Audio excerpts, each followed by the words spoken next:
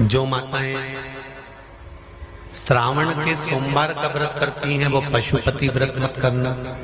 जो श्रावण के सोमवार का व्रत नहीं करती हैं वो पशुपति व्रत कर सकती हैं, उनको पशुपति व्रत करने का मना नहीं।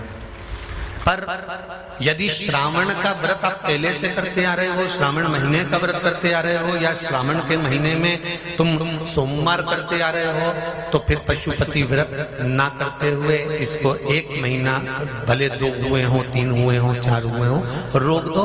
फिर अगला जब श्रावण पूर्ण हो जाए फिर जो सोमवार आए फिर चालू कर दो। पर अगर श्रावण का व्रत करते हो तो, और अगर श्रावण का व्रत नहीं करते हो तो पशुपति व्रत चालू है, मना नहीं।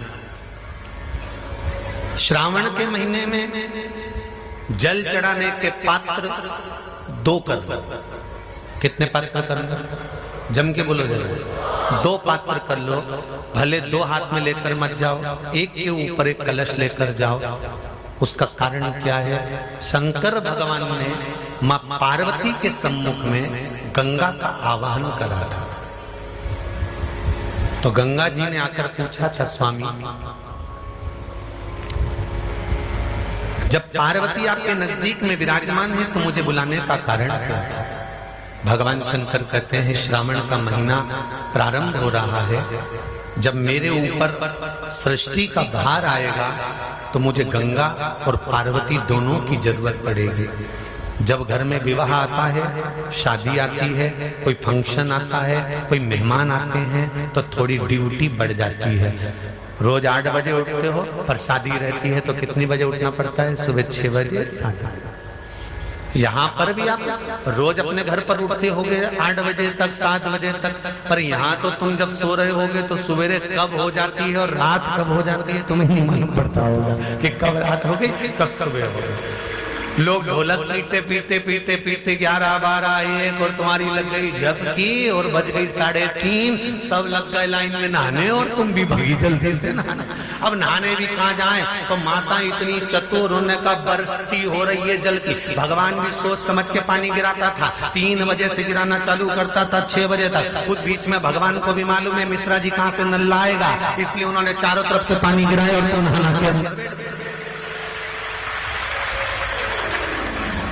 बोलो सही है कि गलत है?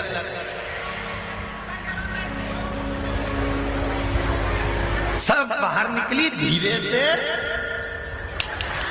और इतनी चतुर, राम जी गजब की चतुर लोग आया है, गजब।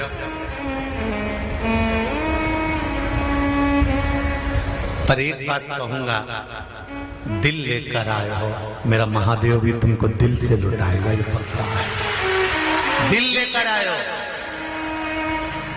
कल हम जब आप लोगों से मिलने, हमारा नियम है, जो हम जहाँ भी कथा भी करते हैं, चाहे रायसेन करी हो, चाहे सागर करी हो, चाहे जहाँ कथा करते हैं वहाँ रात में जो लोग रुकते हैं उनसे प्रयास रहता है कि थोड़ा मिले।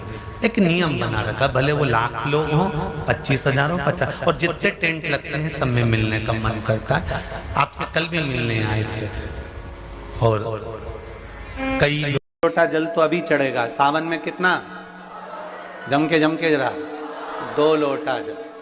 अभी सावन ना लगे जब तक 1 लोटा, फिर सावन में 2 लोटा, क्योंकि चातुर्मास के अंतर्गत सावन के महीने में भक्ति दुगनी करो, जल दुगना करो, मंत्र जाप दुगना करो, श्री शिवाय नमस्तुभ्यम दुगना करो। किसी भी शंकर के मंदिर में जाओ, अपन तो जप रहे हैं, बीच में 1 आध बार जरा जम के मंदिर में भी श्री शिवाय नमस्तुभ्यम अपन तो जप रहे हैं, साथ में 10 लोगों के कान में भी अगर मंत्र पहुंच गया तो आपका भी जीवन। पर जब जल चढ़ता है, मान लो ये गोल जलाधारी है, इसके ऊपर ये शिवलिंग था, ये 2 चरण जो हैं सीधे भाग में गणेश जी का स्थान है, उल्टे भाग में कार्तिकेय का स्थान है। जहाँ शिवलिंग रखा हुआ है ये पार्वती जी के हस्तकमल है, और बीच में एक मोटी सी लाइन है जहाँ से पानी नीचे गिरता है, मोटी सी लाइन है, वो अशोक सुंदरी का स्थान है। पहले जो जल चढ़ाया जाता है, जहाँ गणेश जी का स्थान है, पहले पानी वहाँ चढ़ाइए, फिर कार्तिकेय जी के स्थान पर चढ़ाइए, फिर अशोक सुंदरी की जगह चढ़ाइए। कटी भाग जहां पार्वती जी का हस्त कमल है गोल, शंकर जी के शिवलिंग पर आसपास जल चढ़ाइए। जल चढ़ाकर फिर शंकर के शिवलिंग पर जल चढ़ाइए। जलाधारी हो फिर उसमें जल चढ़ा दीजिए। आते आते नंदीश्वर पर जल चढ़ाइए। फिर बाहर निकलते हुए चौखट पर 2 बूंद पानी चढ़ाकर फिर भगवान शंकर के मंदिर से आ पाइए। जल चढ़ाने का